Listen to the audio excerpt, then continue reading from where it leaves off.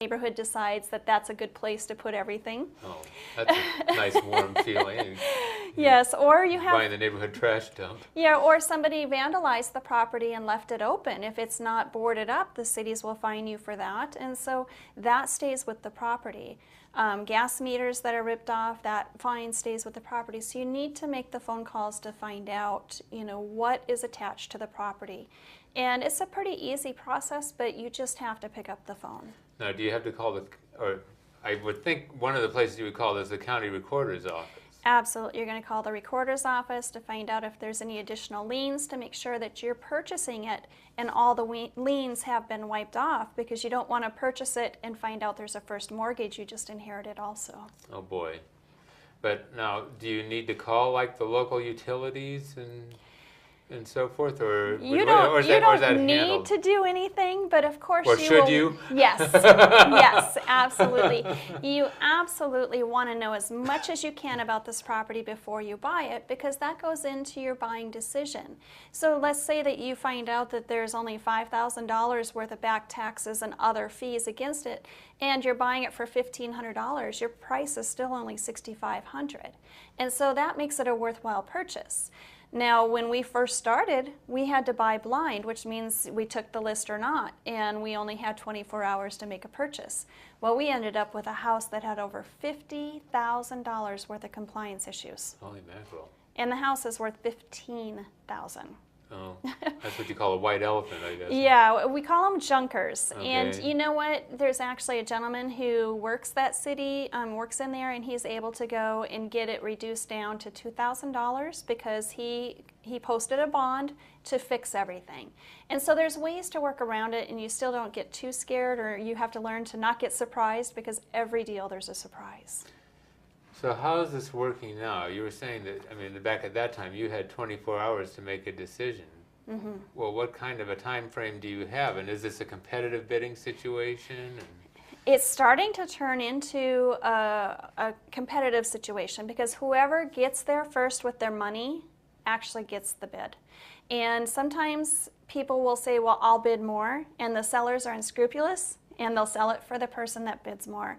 And that's stupid, because there are so many properties. I mean, we saw over 3,000 properties come across our desk last week. There's no reason to bid higher. I mean, we always try to bid lower. Mm-hmm. And so that's what we need to do, is just keep people educated in the system and how it works, and not get greedy, because there's enough properties for everybody.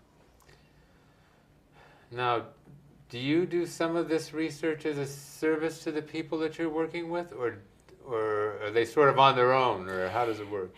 We feel that you teach a person how to fish, and they'll eat for a lifetime. So we will teach people how to do the research. We will not do the research on the list, because that's their responsibility, and we don't want the liability of missing something. And so it's important for them to know how to do the research themselves. But you may be buying a package of 20 properties, and so you really do need to, again, appreciate that there's a lot of work that's involved with this. There is a lot of work. If you're going to buy a package of 20 properties, you'll be spending 1 to 3 hours at least minimum researching those and making phone calls. Per property, or? No, for the whole list, for the 20. And when we first start out, it might take you a whole day, but you learn how to speed it up and how to get through those researches pretty quickly. So you just sort of, do you send the list to whoever that you're calling? Like if you're checking with the utility, I'm looking at these 20 properties. Is there a problem with one of them? Or? Here's what's really fun. Most of these counties, the employees have performance that they have to meet. So you're only allowed to ask on 2 properties per phone call. Okay. So you find out that you're talking to Joy, and you say, okay, Joy, I'll call you back. You hang up, you call, and you ask about the next 2 properties. Hi, Joy. You hang up, and and she gets to log it in for her production, because she has to handle so many phone calls in a certain length of time. You cannot call and ask for all 20 of them. You have to keep calling back in. Your fingers in good shape for all that dialing. Yes. Oh my goodness. Yes. Okay. Well, I think people maybe then should be able to appreciate from our conversation. I mean, the opportunity is great. I mean, why don't you talk about a couple of examples of some of these deals? Maybe we should say How about 2 good ones and 2 bad ones? Okay. We got about 3 minutes left. Okay, so an example is the very first one that we received our report on. I call it the burnt marshmallow because when I received the report, they had pictures of the inside and it had been burned.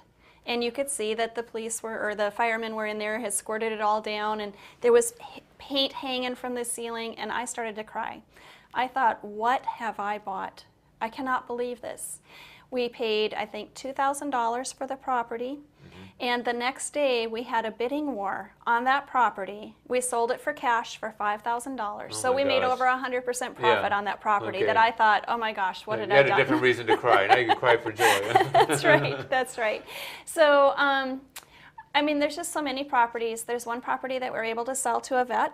A Vietnam vet. He was able to get into a property. We sold it to him. We bought it for about $5,000. We sold it to him for about $35,000, and the true market value is about $85,000. And so he's got a good deal there. Wow. And so that's some examples. Now you were talking about this one that you had the $50,000 in liens. What happened with that property? Yes, so that property we actually sold to a rehabber. And we sold it for what we paid for it. So we didn't make anything on it, but we got wiped clean on that. He took it subject to the liens. He did. He took it subject to the liens, and he went in and worked with the county, got the compliance down to $2,000, and he's in the process of rehabbing it. And the after repair value for him is easily going to be 3 times what he paid for it. Well, that's great. So, a happy ending then. Yeah, if you're a problem solver, there's profits to be made. Yeah. But the key is that you happened to find the person in that community that knew how to work these things. That's correct. And able to do it. Okay, well, we've got a little less than a minute. Do you have some words of wisdom that, maybe a thought that we haven't discussed yet? Or? I just think that if you're an experienced investor and you're looking for a way to get into the REO market, this is the way. The profits can be phenomenal. We're seeing over 100% profit on our deals, but it is problem solving every day. I mean, you have to love to problem solve because you're going to get something new that you never experienced, but your past experiences will give you a little bit of something that you can pull from and be creative and move forward. So, okay. Lori, thanks so much. Thank you. Really appreciate you being with us today and sharing some of your experience. And folks, be careful out there, but this could be an exciting area to get involved with. And I hope to see you next time on Financial Insider Weekly.